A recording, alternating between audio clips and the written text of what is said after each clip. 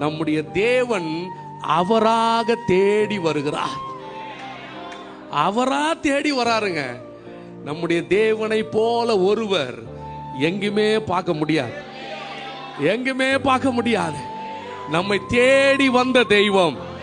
நம்ம எந்த சூழ்நிலை இருக்கிறோன்னு அவர் பார்க்கல, எப்படி இருக்கிறோன்னு பார்க்கல. ஆனா முதல் விசிட் அவர்தான். முதல்ல அவர்தான் வந்து பார்க்கிறார். நம்ம நான் யோசிப்போம், முதல்ல அவன் வரானான்னு பார்க்கறான், முதல்ல அவன் பேசுறானான்னு பார்க்கலாம், முதல்ல அவன் என்ன பார்க்கறானான்னு பார்க்கலாம்.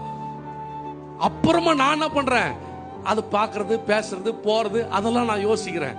ஆனா இங்க அப்படியே தலைகீழ, நாம பாத்திரவான்களா இல்லை என்றாலும் ஃபர்ஸ்ட் விசிட் நம்முடைய ஆண்டவருடைய தான். யார் என்னன்னு பார்க்கறது இல்லைங்க, நேரம் வந்துடுறாரு.